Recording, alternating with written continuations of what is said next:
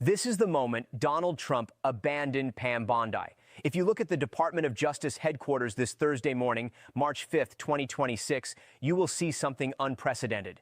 The Attorney General's parking space empty, her security detail reassigned, the lights in her corner office dark since 6 a.m. The building that's supposed to represent American justice is operating without its leader, and nobody inside is surprised. As of 9:47 a.m. Eastern Standard Time, Thursday, March 5th, 2026, Attorney General Pam Bondi, already facing congressional scrutiny, already dealing with Inspector General investigations, and already watching her allies go silent, has just been blindsided by the one person she thought would never turn on her, Donald Trump himself. In this deep dive, we are going to reveal the leaked financial documents that expose a $31 million mansion purchased through overseas accounts, uncover the $4.7 million in wire transfers from Cyprus that continued while she served as Attorney General, expose the private meeting where Trump's inner circle made the decision to cut her loose, and show you the 48-hour timeline that took Bondi from untouchable loyalist to political liability. Pam Bondi isn't just facing questions. She is experiencing a complete political execution orchestrated by the same machine that put her in power. 14 months ago, in January 2025, Donald Trump announced Pam Bondi as his choice for Attorney General. The plan was to install someone who understood loyalty, someone who had defended him through 2 impeachments, someone who would prioritize his agenda over institutional independence.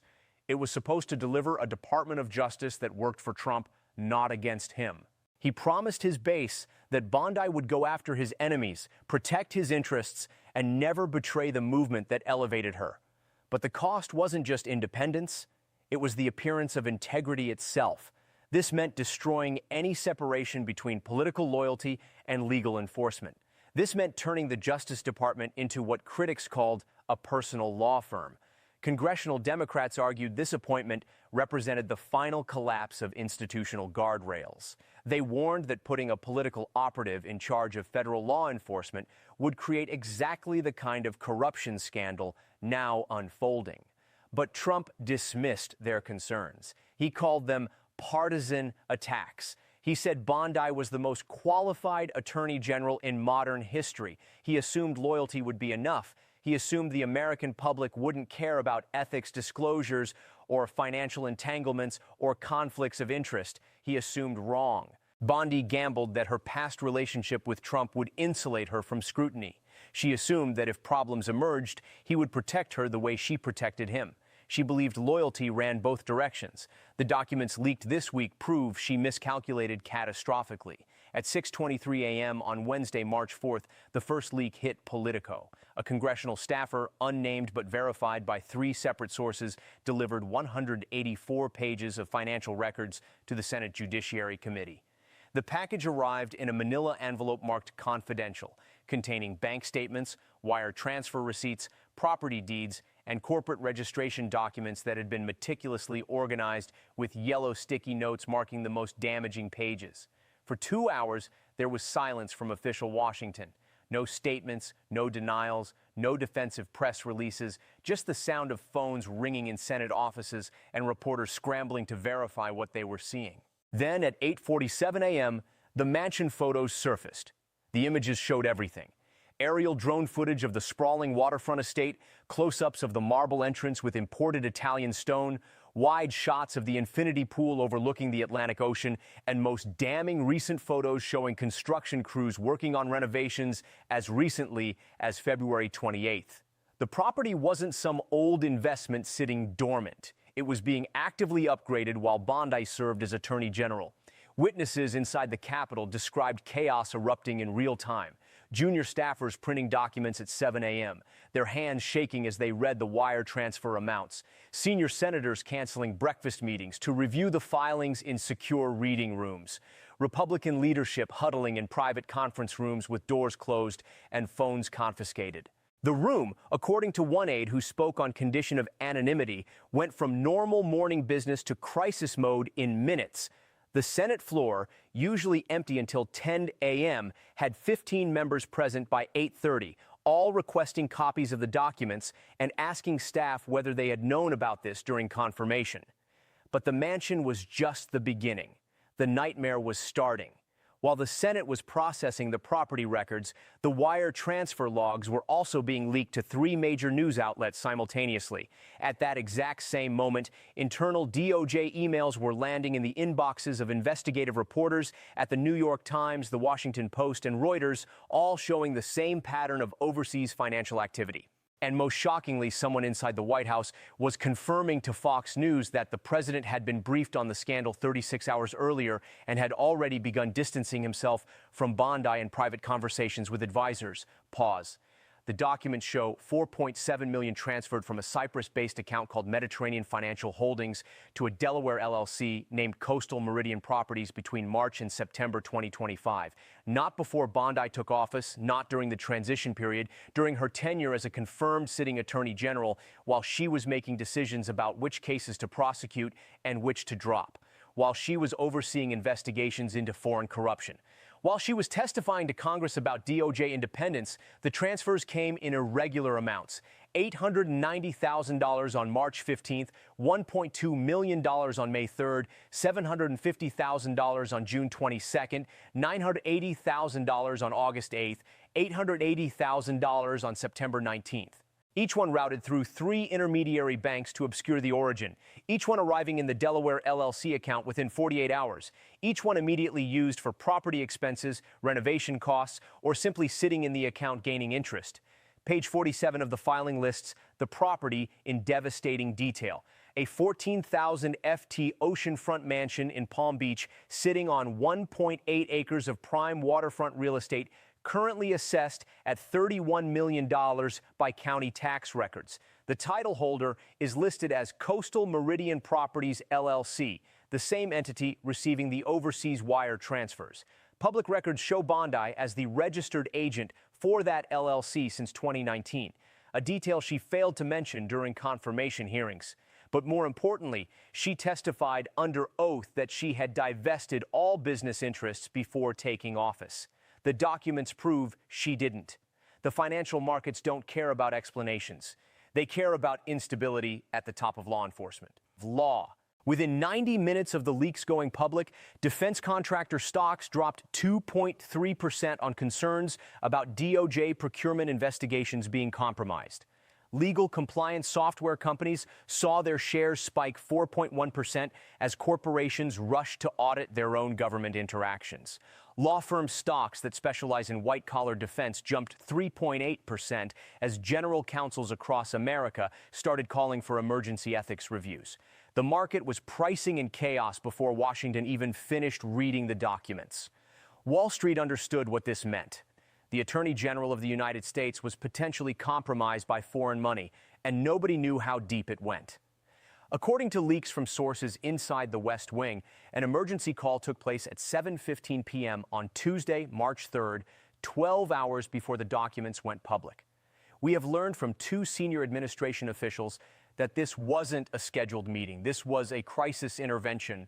The participants included White House Chief of Staff Susie Wiles, White House counsel Chad Missel, senior advisor Stephen Miller, and Donald Trump himself. The topic was not whether the Bondi documents were real. They already knew they were. The topic was how to position Trump before the scandal exploded. According to the leaked account, the conversation went like this. WS opened with the data. She explained that Senate investigators had the financial records and were planning to release them Wednesday morning. Miller asked how bad the exposure was. Missel confirmed that the documents showed active foreign wire transfers during Bondi's tenure and that the property disclosures she filed were incomplete at best, fraudulent at worst. Trump's question was simple. Does this hurt me? The answer was yes. It was a cold, calculated political decision. They looked at Bondi's appointment, which was supposed to demonstrate strength and loyalty. They looked at the mounting evidence, which instead demonstrated corruption and sloppiness. They looked at the upcoming midterm elections where Republican candidates were already struggling to defend Trump-era ethics controversies. They realized Bondi had become a liability, not an asset. The decision was made. Cut her loose publicly. Trump's directive, according to sources, was clear. I want distance. I want it on the record that we're monitoring this. I don't defend this. Within hours, White House staffers were drafting the statement. By Wednesday morning, Press talking points had been distributed to Republican allies with instructions to express concern, not loyalty. As the call was wrapping up, one participant reportedly asked whether they should warn Bondi. According to the leak, Trump said she knows what this is. The call ended. No heads up was given to the Attorney General. She learned about the administration's position the same way everyone else did, by watching the press secretary's briefing on live television. Why did Trump abandon Bondi so quickly? Follow the survival instinct. Pam Bondi is a creation of Trump's political machine. She was elevated because she defended him during impeachment, because she appeared on Fox News attacking his enemies, because she demonstrated absolute loyalty when others wavered.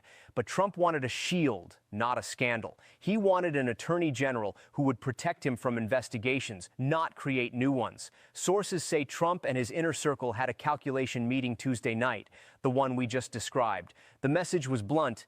This doesn't go away. It gets worse. We need separation now. This shifts power from Bondi to the White House counsel's office.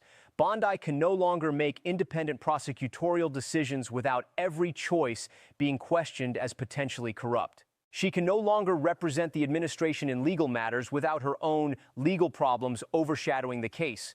She can no longer command respect from career prosecutors who are now reading about her offshore wire transfers in the same newspapers they once defended her in. She is just a placeholder attorney general waiting for the exit door to open. By turning on Bondi publicly, Trump is doing what he's done before. He's creating distance from scandal while claiming he knew nothing and acted swiftly when informed. When the President of the United States says he's monitoring the situation closely instead of defending his appointee, that signals one thing: resignation is coming. What political historians will call the Bondi collapse represents loyalty, economics meeting political reality. This is the classic Trump playbook meeting modern financial transparency. When your protector becomes your prosecutor, when your benefactor becomes your biggest risk, the relationship ends immediately. This isn't garden variety Washington scandal. This is systematic betrayal. The legal ramifications are severe. The Department of Justice Inspector General has announced a formal investigation into whether Bondi violated federal ethics laws, the Emoluments Clause, and criminal statutes prohibiting public officials from receiving foreign payments. The claims include failure to disclose foreign financial interests, accepting payments while serving in federal office, and potentially obstruction of justice for allegedly interfering with a DOJ investigation into the same foreign development company that paid her. This isn't a partisan congressional committee making accusations. This is the DOJ's internal watchdog, staffed by career investigators who don't care about politics investigating their own boss. If the Inspector General finds evidence of criminal conduct, that could trigger a constitutional crisis. The Attorney General cannot investigate herself. The President cannot pardon someone for crimes that directly implicate his own administration's vetting failures. We would be looking at the first sitting Attorney General potentially facing federal charges while still in office. If Bondi doesn't resign by Friday, Senate Republicans will face intense pressure to publicly call for her removal. If Senate Republicans break with Trump on this, that fractures the coalition heading into midterm elections. If the coalition fractures, Trump loses his ability to control the congressional agenda. If Trump loses congressional control, every investigation he's tried to block comes roaring back to life. The January 6th inquiries, the classified documents questions, the financial disclosure audits. We're looking at a complete power shift in Washington, triggered by one attorney general's financial recklessness. The timeline is already locked in. Friday, March 6th, is the document production deadline. If Bondi's lawyers submit incomplete records or claim privacy protections, the Senate Judiciary Committee has subpoena authority ready to deploy within hours. Monday, March 9th, brings the closed-door hearing where Bondi will either testify or plead the Fifth Amendment. If she refuses to appear or takes the Fifth, that becomes the story: an attorney general invoking constitutional protections against self-incrimination while still running the Department of Justice. Wednesday, March 11th, is when the White House counsel's review becomes public, and sources say the findings are not favorable. Foreign governments are watching this catastrophe unfold with intense interest. China's Ministry of Foreign Affairs issued a statement Wednesday afternoon, noting with barely concealed satisfaction that America's top law enforcement officer is now under investigation for undisclosed foreign financial ties. The statement specifically mentioned the Cyprus accounts and asked whether American officials are held to the same transparency standards America demands from other nations. Russia's state media is running hour-long segments about American hypocrisy on corruption, using the Bondi scandal as evidence that U.S. criticism of Russian oligarchs is empty rhetoric. Our allies in Europe are quietly asking their intelligence services whether Bondi's foreign accounts created national security vulnerabilities that could have exposed classified information or compromised ongoing international investigations. A compromised attorney general can be exploited, manipulated, or simply ignored on the world stage. When Bondi meets with foreign counterparts to discuss extradition treaties or international law enforcement cooperation, those officials now know she's under investigation for the same type of financial misconduct she's asking them to prosecute in their own countries. The damage to American credibility is impossible to calculate, but devastating in scope. The abandonment is already happening in real time. Where is Vice President Vance? Silence. He has not tweeted, not released a statement, not appeared at any public events since Tuesday morning. His last social media post was about infrastructure funding, conspicuously avoiding any mention of the DOJ or the Attorney General. Why? Because he's calculating his own political future in a post-Bondi administration. He is distancing himself from the scandal before it reaches him, positioning himself as uninvolved and unaware. Where is Senate Majority Leader silent? His office released a 2-sentence statement saying the allegations are serious and deserve thorough investigation. That's not a defense. That's preparation for abandonment. Where are the Republican senators who voted to confirm her just 14 months ago, suddenly very busy with district business? Senator Graham, who called Bondi the most qualified AG nominee in decades during confirmation, is now unavailable for comment. Senator Cruz, who praised her loyalty and legal experience, is now focused on border security and won't discuss personnel matters. They are positioning themselves to say they were misled, that they relied on her testimony, that they had no way of knowing about the hidden accounts because she committed perjury during confirmation. This creates a split in Trump's coalition that cannot be healed. On one side, the true believers who think this is a deep state setup, who argue Bondi is being targeted for her loyalty to Trump, who want the president to fight for her the way she fought for him during impeachment. They're calling this a coordinated leak designed to remove a strong attorney general who was finally going after political corruption.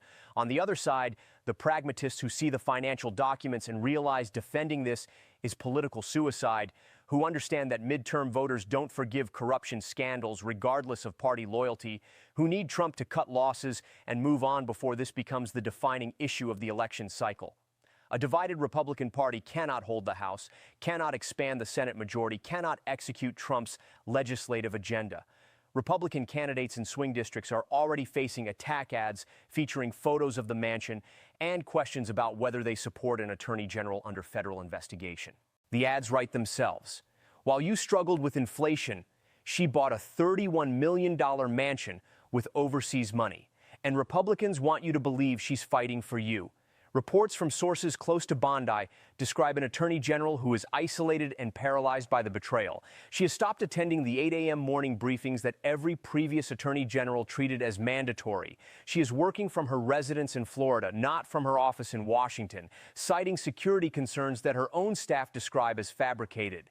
She is consulting with private criminal defense attorneys at the white shoe law firm of Morrison and Forrester, not with White House counsel or DOJ ethics officers. This is someone preparing for prosecution, not someone preparing a defense of her official conduct.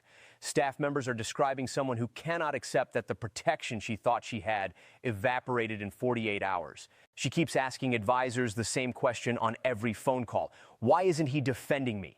I defended him through everything. She is making late-night calls to former Trump officials, asking them to reach out to the president on her behalf. Those calls are not being returned. She's experiencing the core lesson of Trump-era politics. Loyalty runs one direction until the moment it becomes inconvenient, then it disappears completely. One former DOJ official who spoke to Bondi on Wednesday described her as unable to process what's happening. She believed Trump would never abandon her because she never abandoned him. She thought loyalty was a shield. She's learning it was always conditional. The moment she became a liability instead of an asset, the protection ended. And now she's facing the machinery of federal investigation without the political cover she assumed would always be there. The mansion isn't just a property, it's a monument to miscalculation. It represents the fundamental truth that power without transparency creates inevitable collapse. Pam Bondi wanted to be the Attorney General who reshaped American justice. She ended up as the Attorney General who couldn't explain her own bank accounts. You can spin congressional testimony, but you cannot spin wire transfer records. You can claim memory lapses about old business dealings, but you cannot claim ignorance about $4.7 million moving into your accounts while you're serving as the nation's chief law enforcement officer. Reality wins. Evidence wins. Math wins. So where are we right now? Pam Bondi is physically in her residence in Florida, not in Washington. The Department of Justice has turned on her with an Inspector General investigation. The White House has turned on her with carefully distanced public statements. The Senate has turned on her with pending hearings and subpoena threats. She is the Attorney General of the United States and yet the most powerless figure in the administration. She cannot prosecute cases without accusations of corruption. She cannot make personnel decisions without claims of retaliation. She cannot resign without admitting guilt. She cannot stay without facing mounting evidence. As we head into this weekend, expect desperate defense attempts. Bondi will try to claim the accounts were old business she forgot to disclose. She might try to argue the wire transfers were legitimate consulting fees for work done before she took office. She could even attempt to blame her lawyers for filing incomplete disclosure forms. But the one thing she cannot undo is Trump's public abandonment. The one thing she cannot reverse is his decision to let her fall. The Republican coalition is shattered on this issue. The trust between Trump's administration and Senate Republicans cannot be rebuilt when confirmation testimony is proven false. When your own Inspector General is investigating you, when your own department is building a case against you, there's no return from that. Subscribe. We will be monitoring the Friday document deadline, the Monday Senate hearing, and any White House announcements through the weekend. If Bondi resigns, we will break down what it means for DOJ priorities, for ongoing investigations, and for Trump's political standing. If she refuses to resign and Trump fires her, we will analyze the constitutional implications. This is a historical moment of power collapse happening in real time. Stay safe. Watch closely. The Attorney General's office is supposed to represent justice. Right now, it represents what happens when loyalty politics meets financial accountability.